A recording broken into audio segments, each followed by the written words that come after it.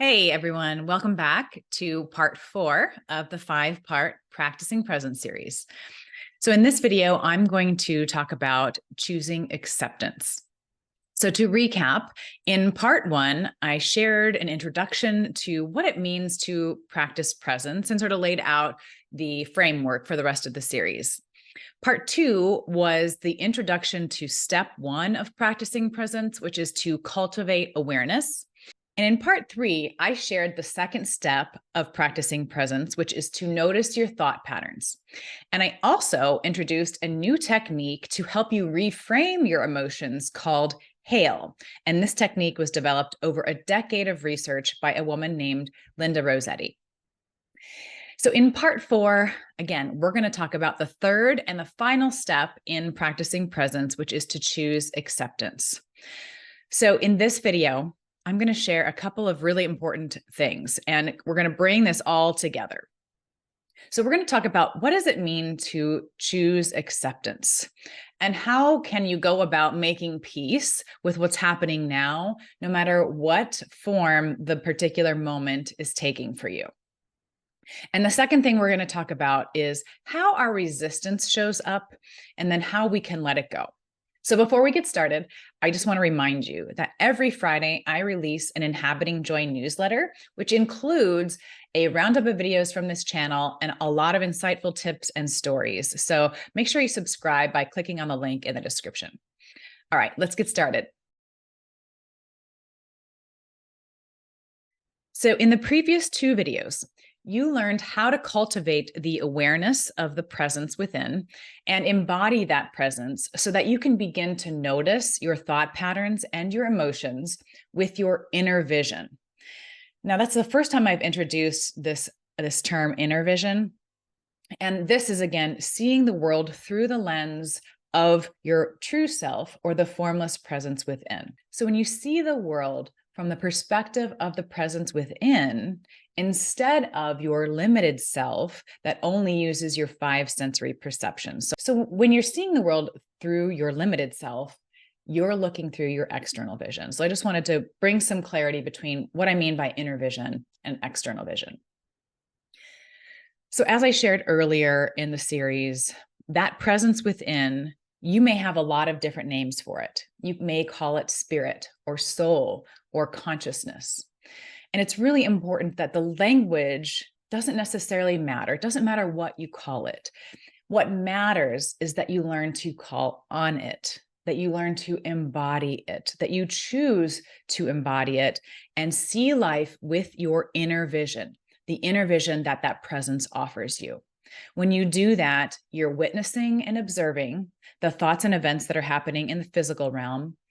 And then you're able to make peace with whatever form the now takes because you have distance from them. You're not enmeshed, like we talked about in the second video.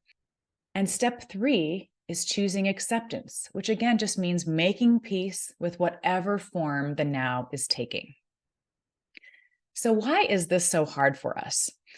And I think back to a lot of times in my past when somebody told me to calm down or relax or told me that it is what it is, right? To something that was really triggering for me.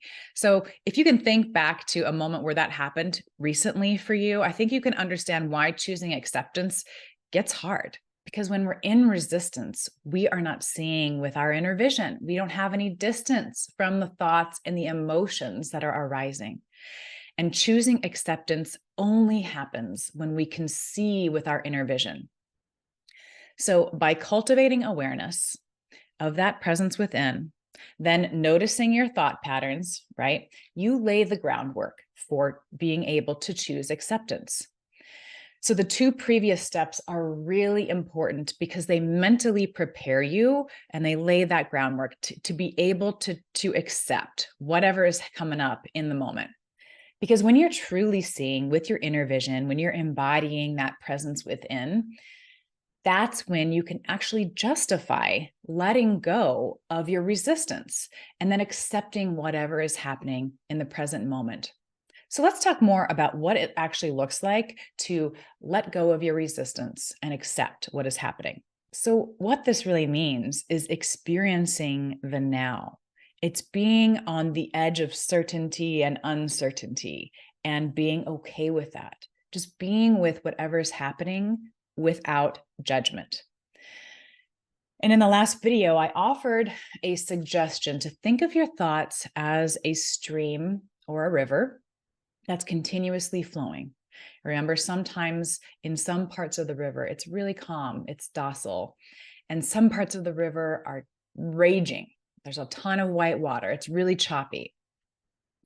And without awareness, without that presence within and seeing with our inner vision, we spend our lives in the river, really at the mercy of whatever the conditions are at the moment, whether they be calm and we're feeling good, or whether it's choppy and we start to feel awful.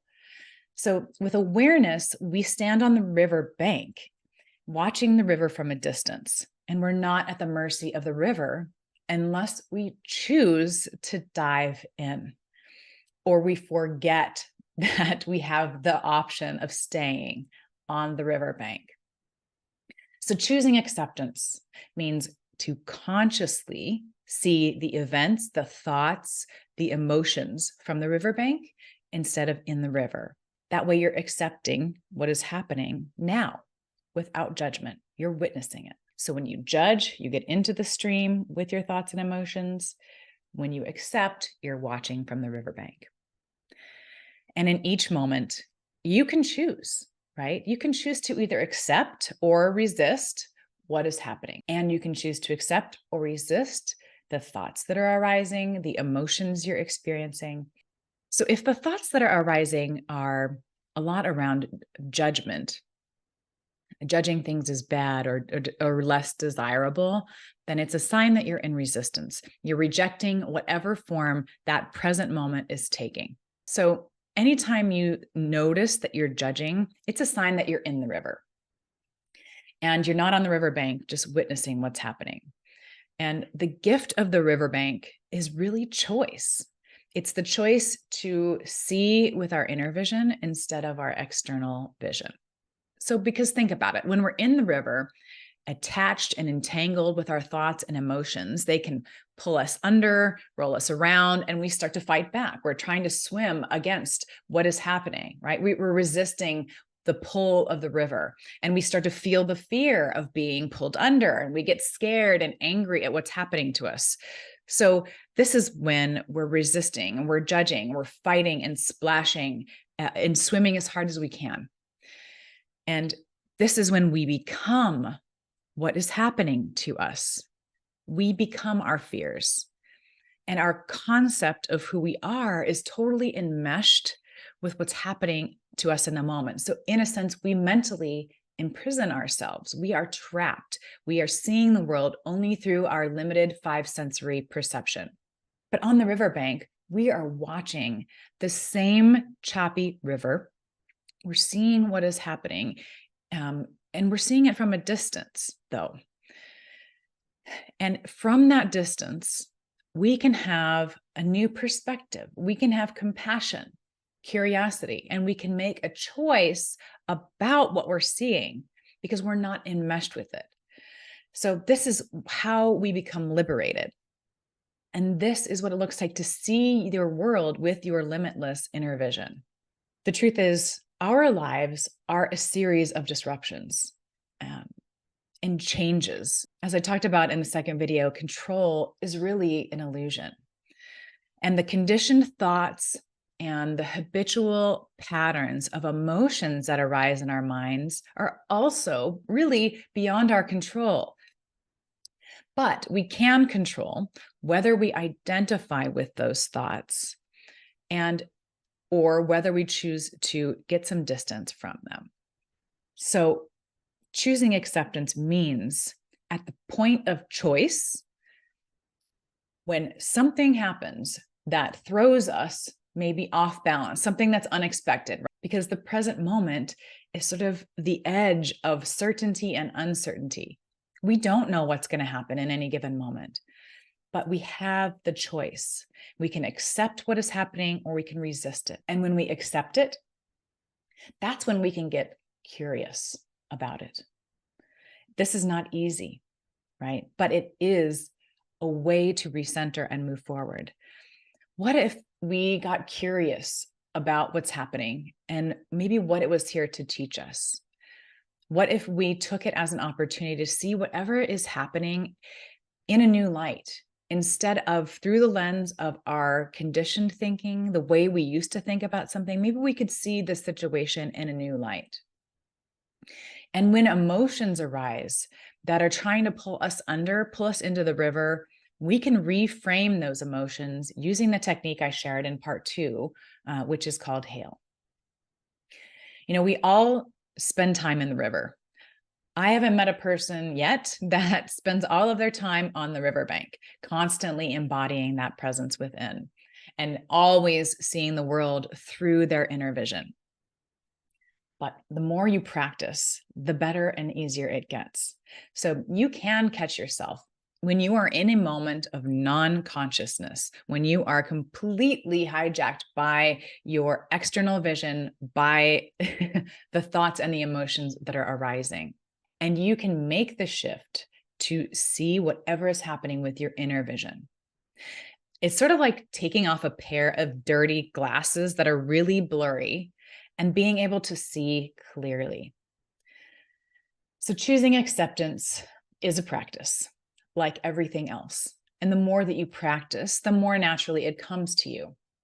And the more that you can liberate yourself from the perception of your limited self and take off those dirty glasses more and more and more in your life so that you can see clearly and experience what it feels like to truly be alive, to be on the edge of certainty and uncertainty in the present moment.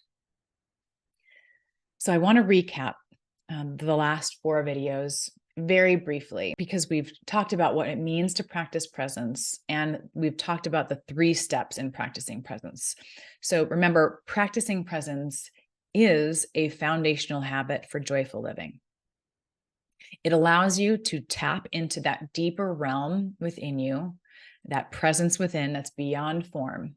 And it helps you expand your awareness beyond your conditioning, beyond the physical realm of the 5 senses, to connect with that formless presence within, your limitless self, your awareness, consciousness, your spirit, your soul.